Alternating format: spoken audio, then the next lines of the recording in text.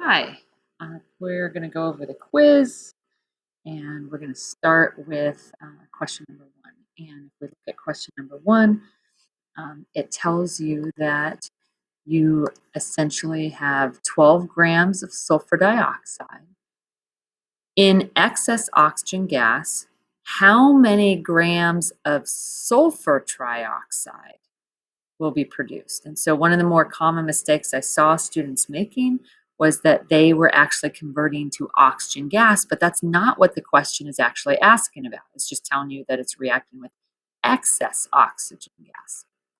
So where do we start? We start with the given. And what I notice is the unit is the gram. So if I think about my road trip, I'm essentially going from grams, and we always go to moles because that's the unit of our recipe. The two, the one, the two, that's referring to moles. And so in order to use that recipe to help guide us, we have to convert to moles. The starting place will change, the ending place will change, but that mole to mole step does not change. And so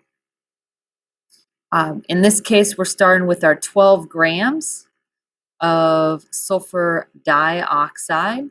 And in order to go from grams to moles, we are going to divide by the molar mass. And when we divide by the molar mass, that allows us to convert grams into moles. And the molar mass is looking at the mass of each of these atoms, and there's one sulfur, and I look at the periodic table, and it tells me it's 32.07 grams. And we're going to take that quantity, and we're going to add to it the mass of two oxygens, 2 times 16.00. And what we will end with is 64.07 grams, but that's really grams for every 1 mole. Now we want to convert our grams into moles, so that means we need the reciprocal because we cross cancel in math. And so I write these T's, but all that T is actually representing is the multiplication of two fractions. And so instead, I could write it like this, right? But I would need to remember that this starting value is over 1, and I want to cross cancel units. So if this is in the numerator, that means I need grams of sulfur dioxide in the denominator, which is what tells us that the 64.07 goes in the denominator and that 1 mole goes in the numerator. Now my units cancel. Grams of sulfur dioxide cancels grams of sulfur dioxide, right? When we go from the mole to mole step, we are going to use the balanced equation to do that.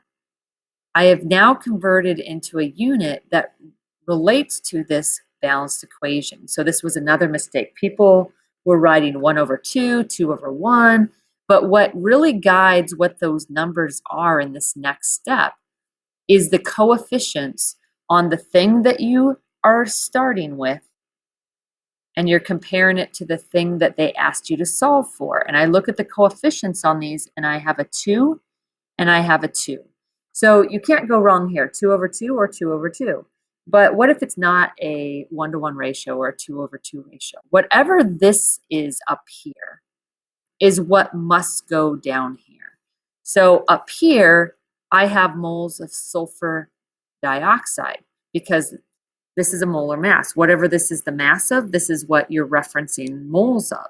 So 64.0 grams is 1 mole of sulfur dioxide because that's the mass of sulfur dioxide. So in this case, that means the 2 moles of sulfur dioxide, again, we want to cross cancel numerator to, numerator to denominator. And so that means that 2 moles of sulfur trioxide goes in the numerator. Generally, whatever you're solving for goes in the numerator. Whatever you're trying to convert out of goes in the denominator. And now our last step, going from moles to grams, but it's moles to grams of whatever you're trying to solve for. And so in this case, we're going to multiply by the molar mass, but it's the molar mass of whatever is in this numerator right now. Because remember, you've canceled out the moles of sulfur dioxide. We're now talking about moles of sulfur trioxide.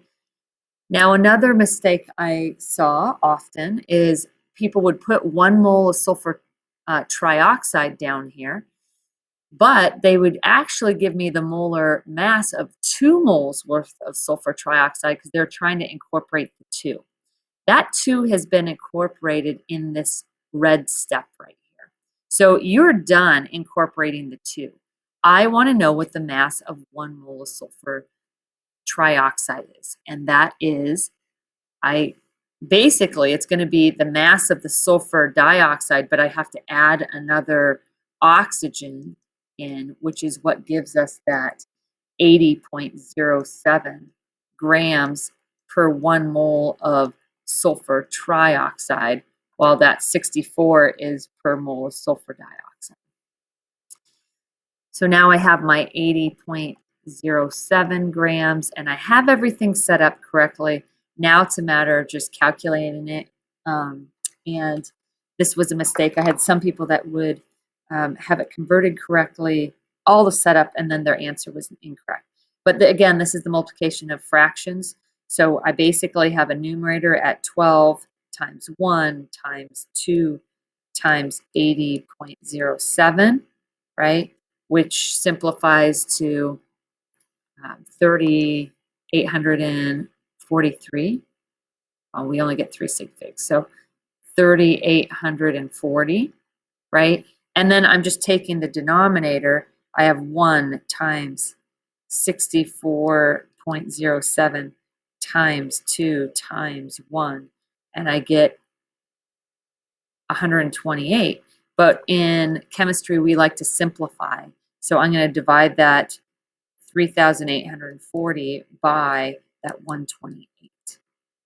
And that gives me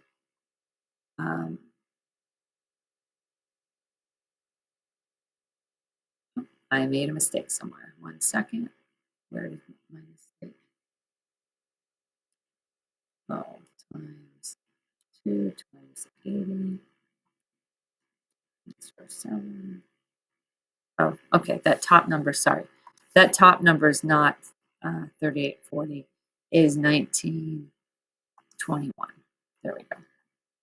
And so when I simplify this, when I divide the 128 into 1921, then we get 15.0 grams.